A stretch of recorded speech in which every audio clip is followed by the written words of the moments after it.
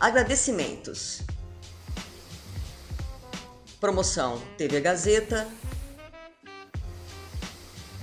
Parceria Ponto Propaganda. Apoio Secretaria de Cultura do Governo do Estado do Espírito Santo. Realização Associação Cultural Circense e Ambiental Uma Floresta. Produção Rá-Tim-Bum Produções de Artes. Tenham todos um ótimo festival.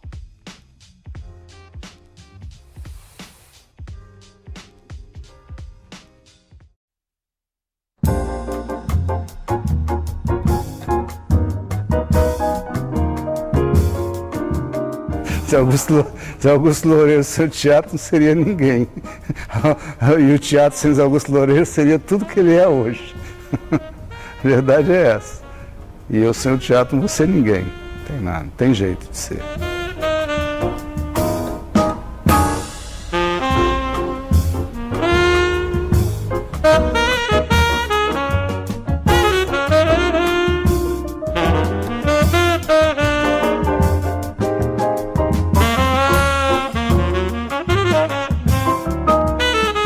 Eu nasci em Santa Teresa, no interior do estado do Espírito Santo, em 1945, do século passado, e vim morar em Vitória com 8 anos de idade. E na minha infância, aqui na Rua 7, na Rua Maria Saraiva, a gente já ensaiava, eu e meus irmãos e os vizinhos, fazíamos umas brincadeirazinhas que eu, depois, mais tarde, que eu percebi que já era um pouco teatro, né? A gente pendurava um lençol no corredor e fazia algumas pantomimas, brincava com guarda-chuvas, com objetos vários. Isso quando eu tinha 8 anos. Depois, que eu me lembro, nunca mais fiz nada. Via teatro em garagens aqui na Rua 7, tinha um pessoal que fazia teatrinho e tal, a gente ia assistir como criança, mas fazer mesmo nunca mais. Com 19 anos, em 1964, eu fui convidado por um grupo de teatro que já existia, que era do Reginaldo, para fazer um papel numa peça que era uma comédia, chamava O Elite, a história de um cabaré e tal, essas comédias de costume. E quando eu cheguei no lugar que a gente tinha determinado para ensaiar, eu era uma pessoa muito tímida na época, eu tinha problema com festa, com aniversário, eu sempre fui muito introvertido, ainda sou, mas só que agora se percebe menos. E aí quando eu cheguei no lugar assim para ensaiar, eu vi o povo que estava lá ensaiando, as conversas. Aí eu falei, pô, esse é o pessoal que eu preciso em volta de mim, né? Eu fiquei assim doido com a turma que estava lá e a maneira de conversar, o que eles falavam e tal. E aí, quer dizer, a primeira vez, a minha entrada mesmo no teatro foi mais por conta disso, das pessoas que estavam interessadas em teatro e que estavam ali. Achei pessoas muito interessantes. Eu sempre fui um adolescente meio estranho, porque eu frequentava galerias de arte, eu com 13, 14 anos, aquele pivetezinho no meio dos adultos, vendo exposições de arte, vendo teatro. Sempre fui muito interessado. Então, nesse primeiro ensaio de teatro, eu encontrei a minha turma. Falei, é aqui que eu quero ficar. Depois vim para o grupo de teatro da Fundação Cultural, na época, era uma coisa mesmo, meio institucional, a gente tinha um salário, a gente recebia uma grana por mês, que eu não sei como é que era, mas, enfim. E a partir daí não parei mais. Até hoje, sempre trabalhando com teatro, acho que faz parte da minha vida, eu não sei como seria se não fosse com teatro. Se não fosse através do teatro, foi através do teatro que comecei a me comunicar melhor com as pessoas, a passar minhas ideias e tal. Enfim, a minha forma de exteriorizar o que eu quero é o teatro, não tenho mais dúvida disso. Eu interpretei personagens que me enriqueceram muito como pessoa. Então, eu me lembro de Pôncia, da Casa de Bernarda Alba, eu me lembro de Wojciech, né, do Britney, eu me lembro do matador profissional de queima de arquivo, dos coveiros, E, enfim, muitos personagens me marcaram. Quem é o senhor? Tenente Antolino, da Guarda Nacional. Ora, escrivão da coletoria aqui do município. Intermediei a sua compra desse sítio, Major Quaresma. Vim dar as boas-vindas. No cinema, acho que marcou mais, foi um papel maior que eu fiz, foi o Tenente Antonino, do Policarpo Quaresma, Herói do Brasil, do Paulo Thiago, que me convidou para fazer esse filme. Nem sei bem porquê, porque o filme só tinha cobras, né? Era Paulo José, Júlia Gans, Chico Dias e tal, e um monte de cobra, e o Minhoquinha aqui, que foi lembrado e foi chamado para trabalhar num grande filme nacional. Isso também me tocou muito, assim, até pelo personagem, que era muito legal, e também pela forma de tratamento. Não recebi tratamento diferenciado nenhum, apesar de não ser uma pessoa famosa, no meio de um monte de famoso, e recebi um tratamento igual. Achei isso muito legal, né? Uma valorização de um ator capixaba trabalhando fora daqui. O ilustre está com febre, algum tremor tísico? Não, senhor, é um cacuete, um jeito meu. A cabeça fica meio desgovernada.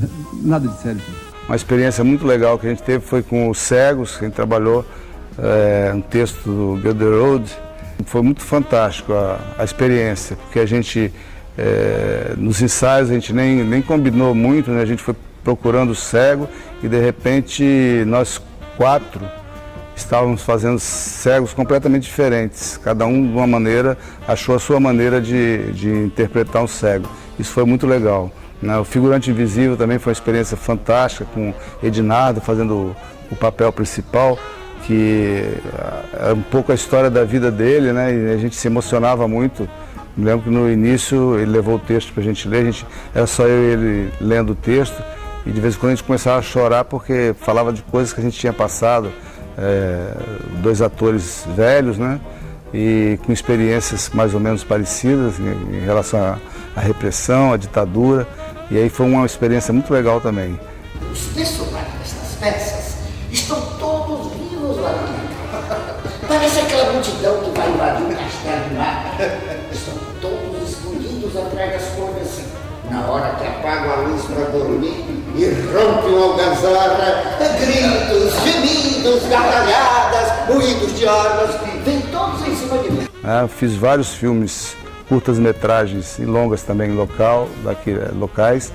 E trabalhei com Marcel Cordeiro, trabalhei em Flora, que foi um filme que eu acho muito legal.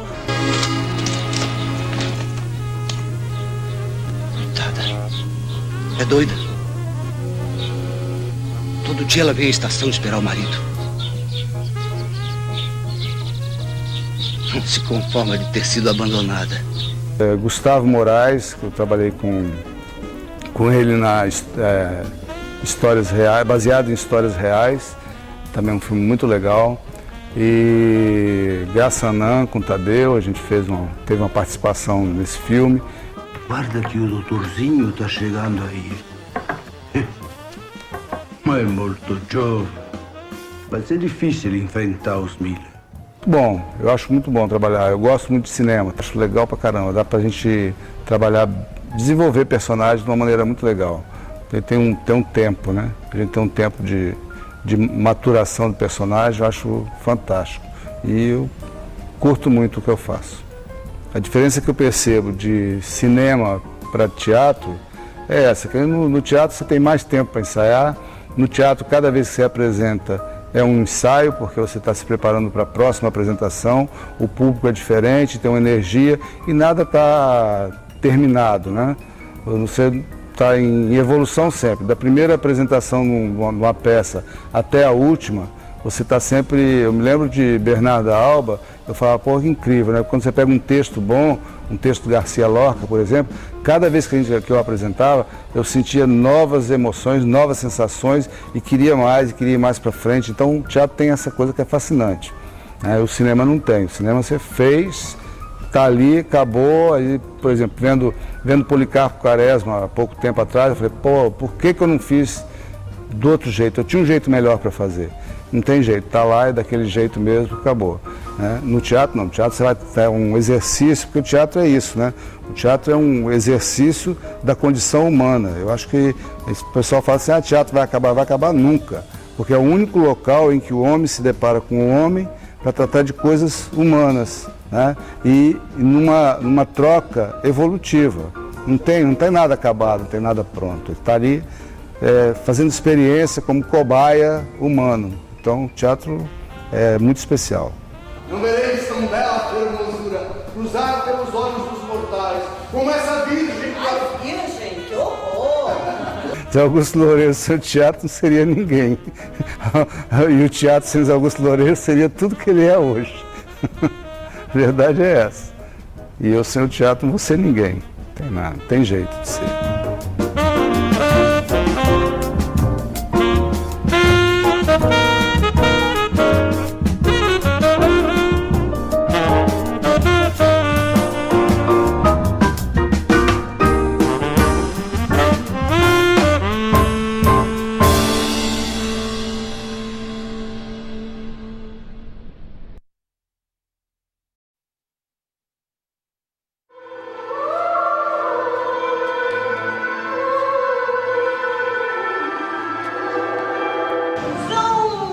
São relâmpagos. É o raio que vem, tá? E eu prendo na garrafa e boto a rolha e depois eu faço o espetáculo.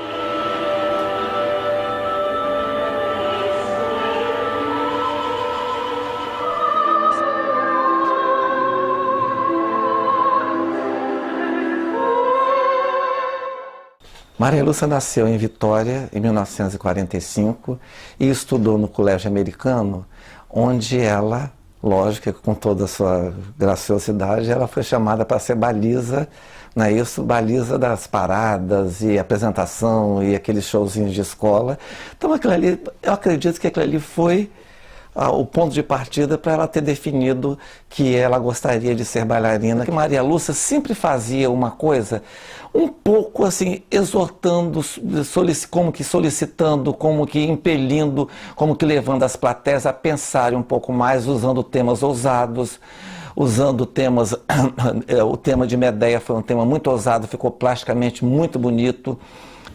Conta a história de uma mulher traída pelo seu marido, o rei Jazão, e ela, num ato de vingança, ela manda de presente para a noiva um vestido envenenado e depois, no ápice da sua loucura, ela mata o seu filho. E o Irapuru que ela fez também. Nós mantivemos os personagens centrais, o pássaro, a Índia e o chefe da tribo. E a tribo, é claro, né? Como todos nós sabemos, na periferia das cidades, as gangues são chamadas de tribos.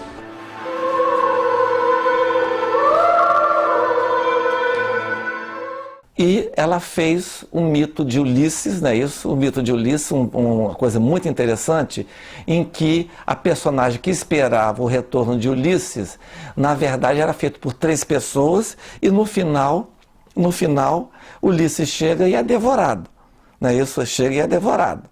Então o que acontece? Sempre acontecia de ela levar a plateia para pensar. Levar a plateia para pensar. Naturalmente, quem não gosta de pensar, que quer mais entretenimento, talvez fizesse alguma restrição. Eu gostava muito e tinha um grupo que gostava muito das peças dela. A nossa relação se baseava numa cumplicidade. Agora, de vez em quando tinha aresta, assim. De vez em quando a gente, como diz na gíria, quebrava o pau, a gente divergia, mas baixava, a gente procurava, nunca nos afastamos, sempre nos acompanhamos em todas as fases. Maria Lúcia, mesmo na última semana da vida dela, estava tomada pela busca incessante. Ela queria fazer Fedra de qualquer jeito. E isso aí vai acontecer, tem que acontecer, porque a gente deve isso a ela, Vitória deve isso a ela, e gostaria que acontecesse, porque realmente o ápice, é o fechamento da carreira e vai viver para mim, ela vai continuar sempre. Ainda vivo das lembranças e ainda me lembro que toda vez que a gente tinha uma situação difícil, um ajudava o outro, e para mim foi uma honra que ela permitisse que eu fosse amigo dela. Então, agradeço a ela por ter permitido que eu fosse amigo dela e ter correspondido a essa amizade. Estou torcendo para que Fedra seja lançada, seja montada, lançada, e tenho certeza que vai ser boa. Maria Lúcia Calmon foi minha mãe, a pessoa que me ensinou tudo o que eu sei, sobretudo no âmbito da arte. Minha mãe me ensinou o que é a dança, o que é a música, o que é o teatro, o que é o belo e o que é o amor. A minha mãe viveu para criar e criou balés, que era o meio de expressão dela, a dança, absolutamente geniais, sempre dialogando com a literatura, com o teatro, com o cinema e até mesmo com filosofia. A minha mãe viveu para criar. Para mim, em meu entender, tá? Como criação, não é como intérprete, aí eu estou falando como coreógrafa, tá? A dança é muito inconsciente. Eu não tenho nada com isso. Ela salta na minha frente. Ao criar, a minha mãe perdia as características humanas e ganhava as características de um vulcão em erupção. São relâmpagos, é o raio que vem, tá? E eu prendo na garrafa e boto a rolha e depois eu faço o espetáculo. A criação dela, o momento em que ela criava, era um momento de muita força, de muita potência. Isso muitas vezes impactava as pessoas com as quais ela trabalhava. Eu e minha mãe fizemos vários trabalhos em parceria, né? Por exemplo, desde que ela fundou a Cia Corpo em Cena, que foi o grupo profissional dela aqui em Vitória,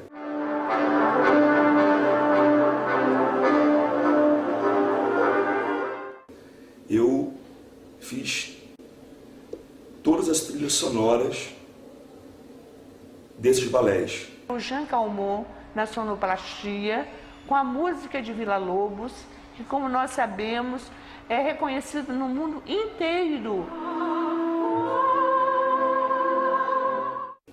Assim como realizei uma assistência de direção, né? Sempre em diálogo com ela, né? Procurando resolver as questões cênicas que apareciam. O último desejo de minha mãe foi o de que eu produzisse e dirigisse o espetáculo Fedra, baseado em Eurípides. Eu já conversei tanto com a Rubem Braga, assim como conversei com o grupo dela, a Cia Corpo em Cena, e estou com a firme intenção de realizar esse espetáculo o mais cedo possível.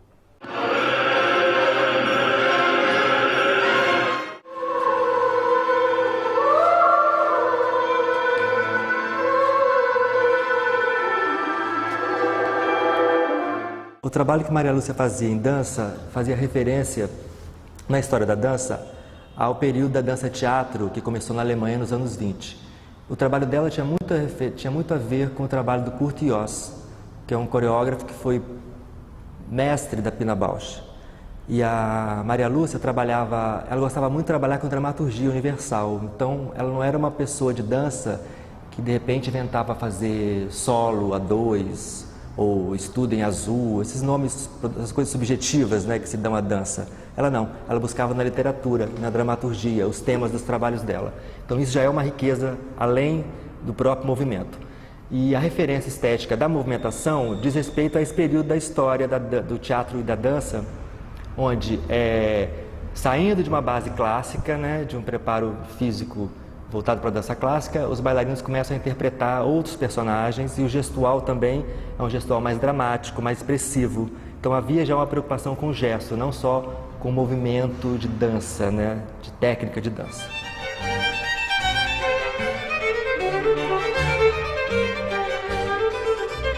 É inesquecível a montagem que ela fez de Otelo com o Marcos Conká e com a Rose Andrade.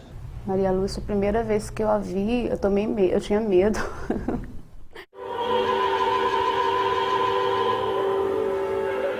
Nós fizemos Medéia, que foi o primeiro, depois de Medéia veio Penélope. De Penélope nós montamos o Irapuru, depois do Irapuru nós fizemos Ifigênia no Brasil. Espetáculos maravilhosos. A Maria Lúcia, ela sempre teve uma plástica, uma ideia da cena assim, num todo, e era impressionante como a Maria Lúcia conseguia desenhar o espetáculo todo, e com a idade dela, ela mostrava pra gente os movimentos. Impressionante, parecia uma borracha, a mulher toda elástica, ela se alongava e mostrava pra gente o que ela queria, maravilhoso. Parecia que ela só estava esperando a montagem de Fedra para ela partir, a gente sentia isso, né? Infelizmente ou felizmente ela descansou e nós vamos fazer o espetáculo em honra ao sonho dela. Para todos os professores que se dedicam a ensinar, né, as pessoas. Muito obrigada.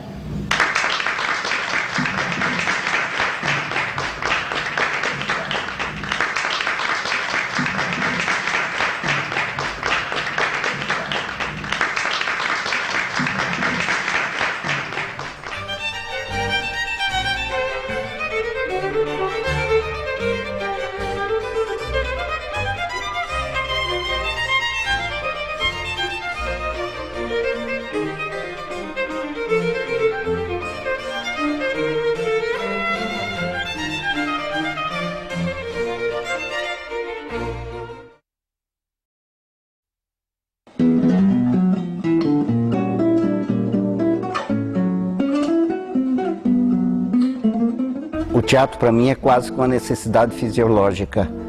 No dia que faltar, talvez eu morra. Não pode fazer isso não. Agora eu vou mostrar quem manda agora.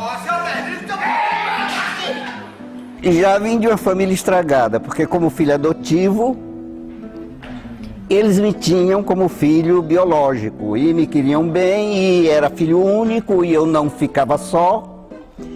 E fui criado nas coxias, nos palcos, e tinha muita raiva daquilo, eu não gostava, não queria, e fui criado no meio de adultos sempre, que não tinha outro papo a não ser teatro, e aquilo me enchia o saco.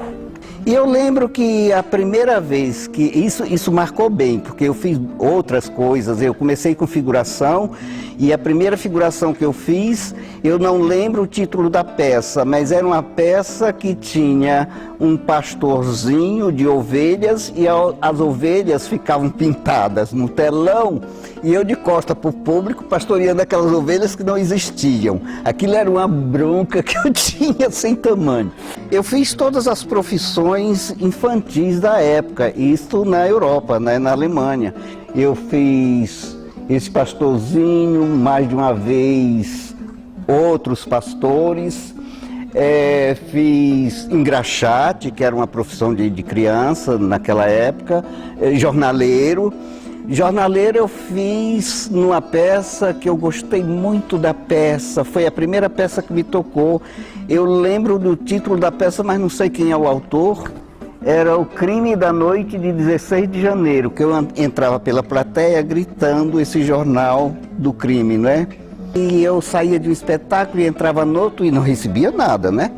Não ganhava nada, só muito agrado, mas dinheiro mesmo não pintava.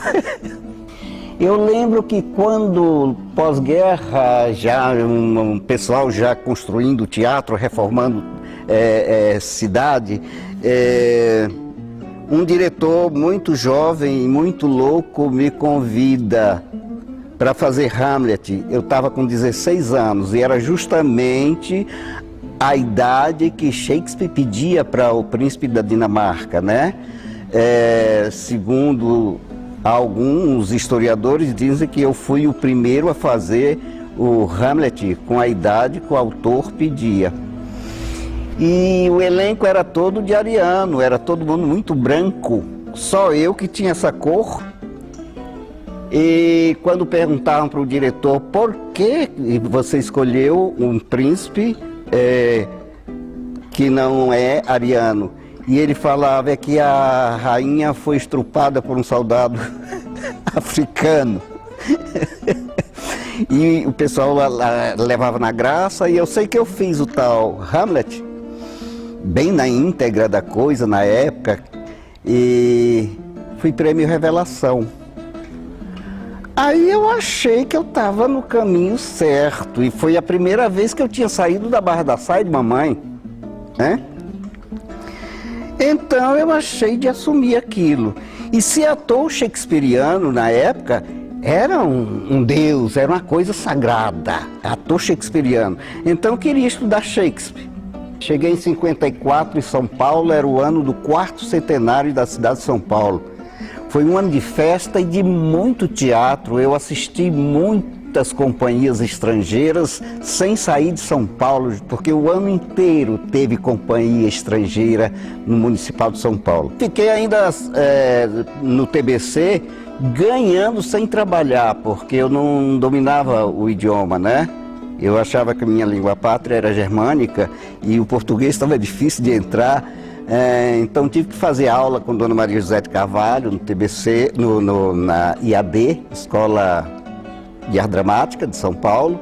Já passei a fazer o TBC, peguei todos os grandes diretores italianos do TBC. 3 anos depois, eu fui substituir o ator Agildo Ribeiro, que era uma produção da Anissete Bruno e o Paulo Goulart, num teatrinho que ficava na Praça das Bandeiras, em São Paulo, Teatro de Alumínio, com o personagem João Grilo. E aí eu recebi o tal prêmio de melhor ator com o João Grilo, e eu não sabia falar o português, imagina você, né?